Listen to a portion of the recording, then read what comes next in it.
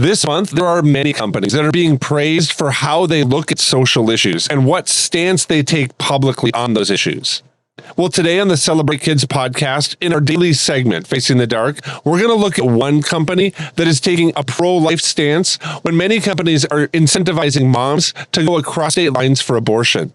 It's an interesting phenomenon that some Christian families find incredible pressure to respond to. It's now a thing for moms and dads to know what companies support abortion or Pride Month or any other number of social issues that we're passionate about.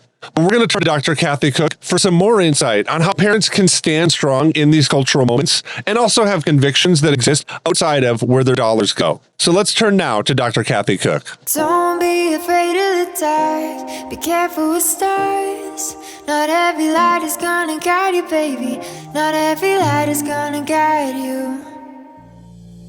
So, Dr. Kathy, Michael Seifert is the CEO and founder of Public SQ. It's an app that's designed to link patriotic businesses with quote-unquote quality products, services, and exclusive discounts. Now, his company is offering a baby bonus, he calls it. It's done to combat the anti-family push towards abortion. And he detailed his decision to implement the new policy and why empowering families is essential for the well-being of his company on a recent Fox and Friends episode. Now, in the broadcast, he said, quote, "We did see the world going in this direction that we believe is really anti-family. We think that ultimately a company is only as strong as the families that built it.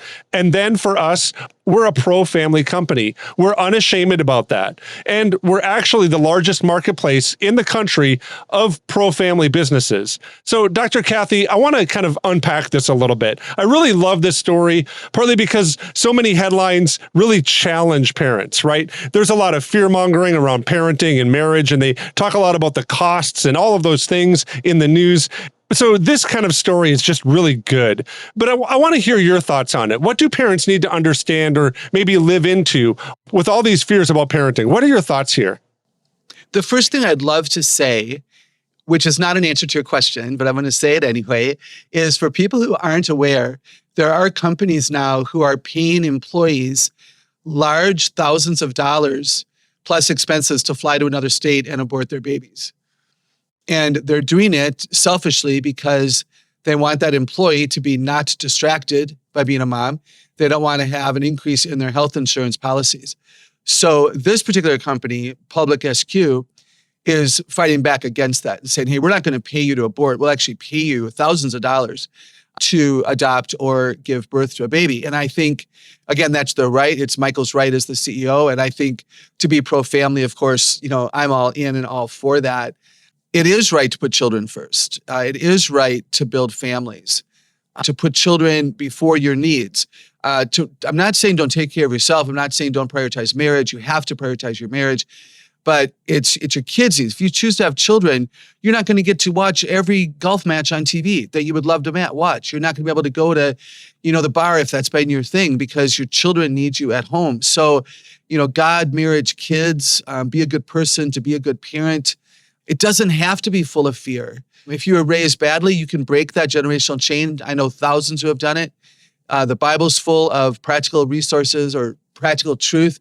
And then there are resources like ours at Celebrate Kids that will certainly help you. So parenting, it can be a blessing. Yeah, I love that. And I love that you kind of ended on that idea of parenting, because sometimes I read these headlines or these stories and this encouragement to kind of carry your kids or have your kids. And maybe I'd like you to answer a little bit of that critique that we often hear from the pro-abortion camp, that really we end up being kind of pro-birth, but we don't necessarily think about always what it looks like to really raise children. And so maybe you could answer this question that I have about not just kind of having kids and having that incentive to do it. I mean, incentivizing kids is a great first step to celebrating kids, but what would you say are some next steps that parents that are kind of getting some of these benefits should think about in the next 5 years of their parenting to kind of continue celebrating kids, not just about having kids, but what can parents do in their first 5 years of their kids' development to really celebrate them? Yeah, I love that. And let me reiterate something that you said, and that is that those of us who are pro-life and people who are working at, the best of the pregnancy resource centers, we are all about pro-women and all about pro-family. Most people don't know, because media doesn't want you to know, that if a woman goes to a pregnancy resource center for a free ultrasound, finds out they're pregnant, chooses to parent till term, they get weeks and weeks and weeks of free parenting education. They get clothes and diapers and baby formula and strollers and car seats and so much gifted to them by the community that wants them to be successful as moms. Many PRCs now have dad programs, and the best for that baby is that the man and the woman would truly fall in love and marry and form a little family. And so I love this reminder that we are pro-family, not just pro-birth, right? And then I would say, to celebrate kids after you choose to have one, meet their needs. You celebrate kids when you meet their needs, when you comfort them when they're upset, when you answer their questions, when you are their security, because fear is real. When you make sure that you, again, put them first appropriately in the way that you spend your time and your resources. And the other thing that I think is key is that you have to understand going into this, let's be mature here, your kids are not going to reciprocate love for a very long time.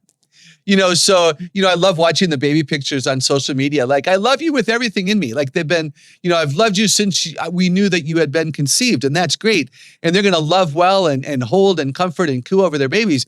And the babies are going to spit up in their faces and dirty their diapers right after they've been changed, And they're going to, potentially when they're 3, 4, 5, 6 years old, they're going to throw a fit in the middle of the grocery store, and they're not going to want to go to church, and they're going to, I hate you.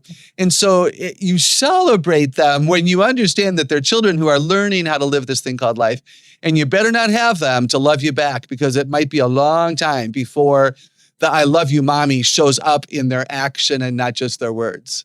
Yeah, I appreciate that little dose of reality. It kind of maybe leads me to this last question that I have, and it might be because I'm a little bit cynical about a corporation doing this, because I think at the end of the day, the corporation's really there to make money, right? I mean, it would be irresponsible to stakeholders and employees if it didn't have kind of a focus to really grow and make money and kind of progress.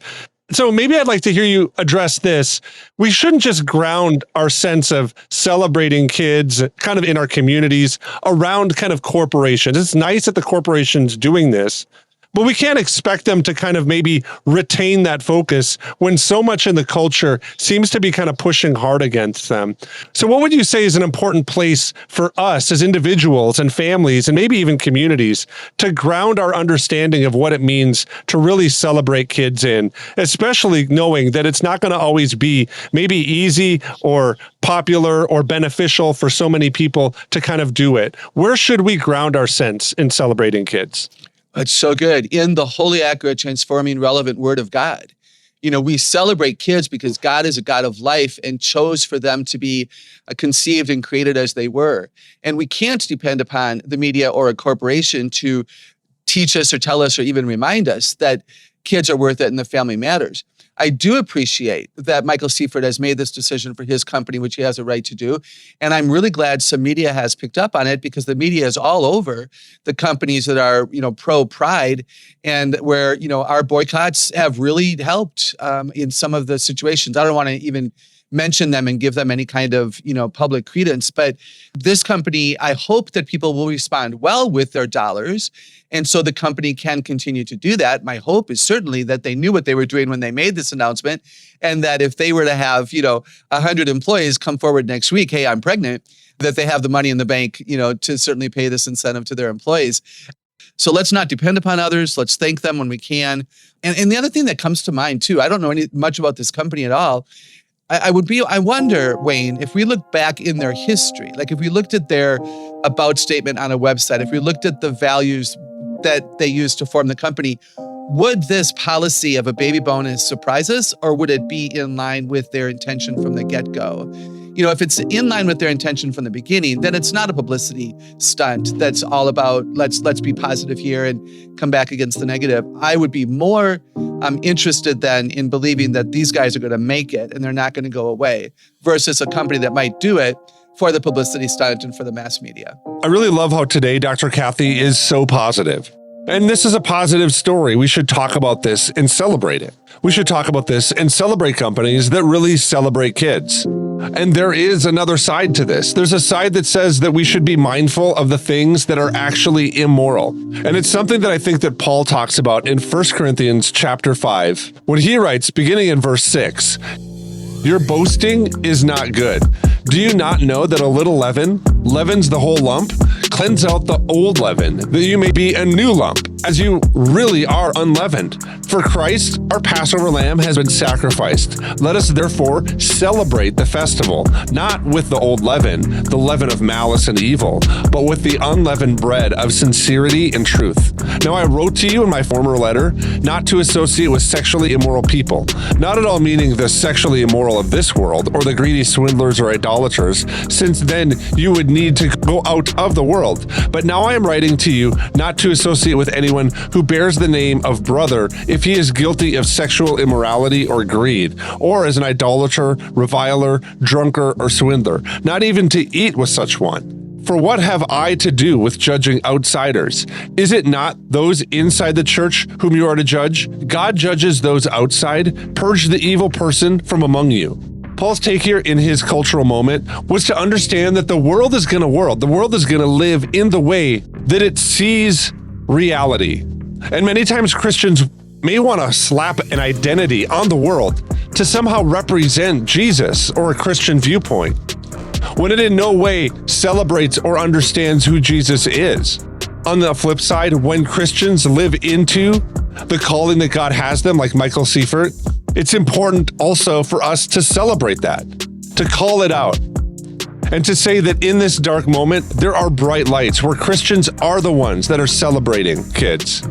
And when the world looks around, may they see that that's a bright light that is cutting through an incredibly dark moment in our society that is celebrating death instead of celebrating kids. I want to thank you for listening to the Celebrate Kids podcast in our daily segment, Facing the Dark. Before I go, I want to make you aware of a new segment that we're going to be starting on Saturdays called Dr. Kathy Says. It's essentially a coffee time with Kathy on Saturday mornings. Whether you listen to it on Saturday or some other time of the week, we hope you enjoyed that segment and are excited to launch it for you this Saturday. On behalf of the Celebrate Kids podcast and the rest of us here at the Celebrate Kids team, I want to say thanks for listening, and we're looking forward to seeing you here again tomorrow.